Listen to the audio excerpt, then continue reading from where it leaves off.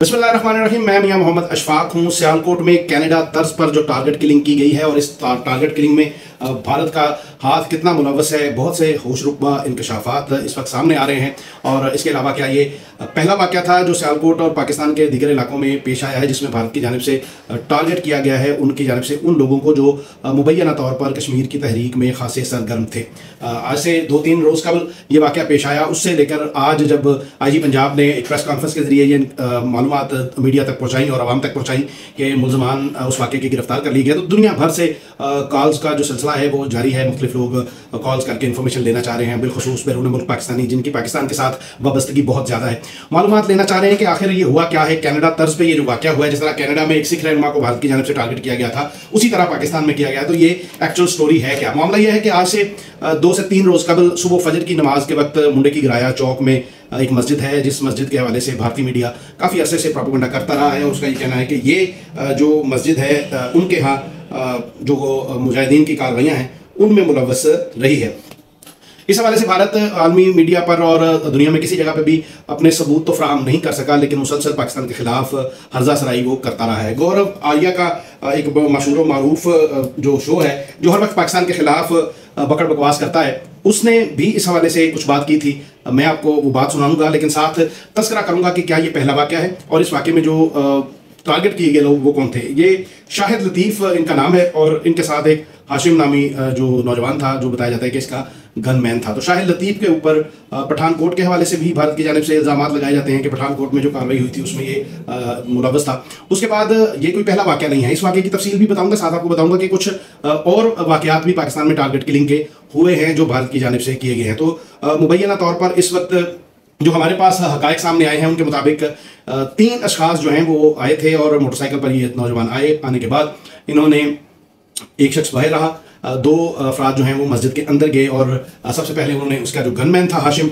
उसको टारगेट किया। बाद शाहिद लतीफ़ को हमला करके जो है वो जाँबक कर दिया, शहीद कर दिया मस्जिद में नमाज़ पढ़ते हुए। अगर कोई भारतीय इमाम पर कोई शख्स भी अगर आता है तो यकीनन उनको शहीद ही कहलाएगा। एक वहाँ पर मकामी जो शहरी है वो भी ज़ख्मी हुआ। तो ये वाक़या होने के फ़ौरन बाद सूरत हाल ऐसी संगीन हुई कि लोग परेशान हो गए कि मस्जिद के अंदर कोई शख्स जाकर किसी को हालत नमाज में कत्ल कर दे, ऐसा पाकिस्तान में नहीं होता। कितनी भी चाहे दुश्मनी हो जाए, कोई शख्स किसी को मस्जिद में दौरान नमाज कभी जो है वो शहीद नहीं करता। ऐसे वाक़यात हमेशा दहशतगर्दी का ही शाखसाना हुआ करते हैं। तो यही सूरत हाल इस केस के हवाले से भी जब सामने आई उस वक्त मेरी DPO सियालकोट से बात हुई, मैंने उनसे भी ये गोशगुजार की और इस वाक़े के पस मंज़र के हवाले से उनसे अपने खदशे का इजहार किया, जिस पर उन्होंने कहा कि हम इस पर नुक्ता नज़र पर भी इन्वेस्टिगेशन कर रहे हैं।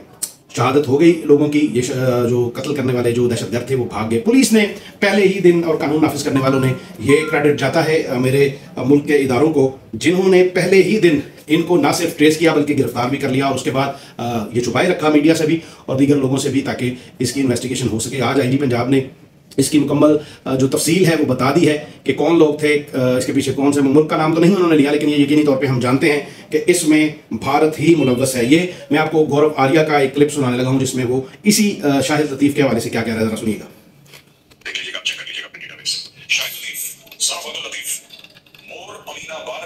पाकिस्तान में रहता है शाहिद लतीफ़, पठानकोट के अटैक में मुलव्वस है। इसको रिपोर्ट करा गया था वाक़ा के थ्रू, हमारी तरफ हटाई और पाक की तरफ भागा। 2009-2010 में 16 साल इंडियन जेल में से काटा है। और ये पहले मंडे की सियालकोट में उसका इंचार्ज था। ये बुनियादी तौर पे मुंडे की जो हमारे इधर मुंडे की है उसको मुंडे की ये कह रहा है। तो ये शाहिद लतीफ़ के मुतालिक है। वाक़या होने के फौरी बाद ये आप स्क्रीनशॉट देख रहे हैं कि इंडिया टुडे फौरी ये रिपोर्ट भी कर देता है कि कौन मारा गया, कैसे मारा गया, उसकी तफसील ये शेयर कर देता है। तो पाकिस्तानी सहाफ़ियों को तो इसकी इन्फॉर्मेशन नहीं थी या नहीं कि जिन्होंने पाकिस्तान में दहशतगर्दी करवाई उन्होंने फौरी तौर पे अपने मीडिया को ये चीज़ कर दी। इससे पहले भी रावलाकोट में और दीगर रावलपिंडी में, पेशावर में और दीगर शहरों में, लाहौर के अंदर वाक़यात रूनुमा हो चुके हैं जिनमें कश्मीर की तहरीक से वाबस्ता लोगों को निशाना बनाया गया है। यकीनन कानून नाफिज करने वाले इदारों ने इस पर बहुत इन्वेस्टिगेशन की है और मुलजमान को पकड़ लिया है। ये एक बड़ी खुशाइन बात है।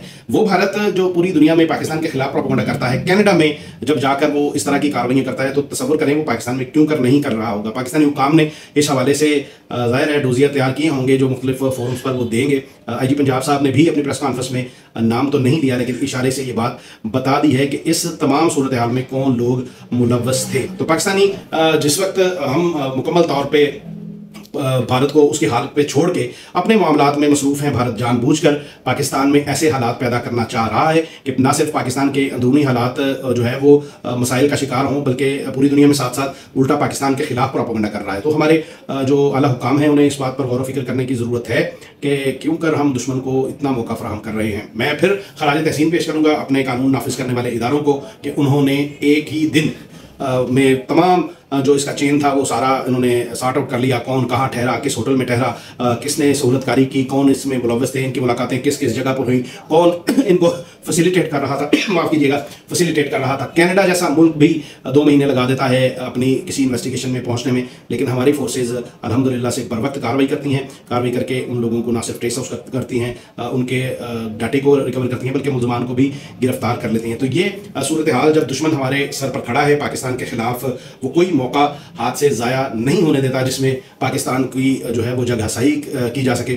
उस वक्त हम अंदरूनी जंग, अंदरूनी लड़ाइयों में जो है वो मसरूफ़ हैं। आखिर में सिर्फ मैं इतना कहूँगा कि सियासी इख्तलाफ अपनी जगह पे, आप किसी एक जमात को पसंद करें, दूसरी को नापसंद करें, ये आपका राइट है, लेकिन खुदा के लिए ये ना करें जो आप अपने ही इदारों के ऊपर जो मतलब मैं क्या कहूँ, जिस तरह से आप अपने इदारों को बदनाम कर रहे हैं, जिस तरह से आप अपने इदारों के खिलाफ ज़ुबान दराजी कर रहे हैं, इससे मेरे उन शोहदा की तौहीन है, मेरे उन सिपाहियों की हौसला शिकनी है जो दुश्मन के साथ नबर्द आज़मा है। मैं बॉर्डर पर रहता हूँ, बॉर्डर पर रहने की वजह से मुझे बखूबी अंदाज़ा है कि ये लोग किस तरह किन किन कुर्बानियों के बाद इस मुल्क की सालमियत को यकीनी बनाते हैं। तो मुझे और आपको इस बात की ज़रूरत है कि हम सियासी मकासद और सियासी नज़रियात की बुनियाद पर, या मुमकिन है आपके शिकवे शिकायतें किसी हद तक दुरुस्त भी हों, उन शिकवे शिकायतों को नफ़रत में हरगिज़ ना बदलें। ये नफ़रत अगर बढ़ेगी तो इसका फ़ायदा दुश्मन उठाएगा। दुश्मन के अलावा कोई शख्स नहीं है जिसको इसका फ़ायदा पहुंच सके, जो मेरे मुल्क में रहता हो। मेरे मुल्क की सरजमीन को इसका नुकसान ही नुकसान है। मैं अपने नौजवान से कहूँगा कि खुदा के लिए आप फिल्म के आखिरी हिस्से में दाखिल हुए हैं, आपको नहीं पता कि फिल्म की स्टोरी क्या थी, पीछे क्या चला, कौन आया, किसने किस वक्त किस जगह पे कौन कौन सी कुर्बानियाँ दी। तो किसी एक बात पर, किसी एक शिकवे पर इस हद तक चले जाएं कि आप अपने ही जो मुहाफिज हैं उन पर तानाज़नी करना शुरू कर दें, ये नामुनासिब है। अब तक के लिए इतना ही। अपनी तन्हाइयों, अपनी महफिलों और अपनी दुआ में हम सबको याद रखिएगा। अल्लाह हाफ़िज़।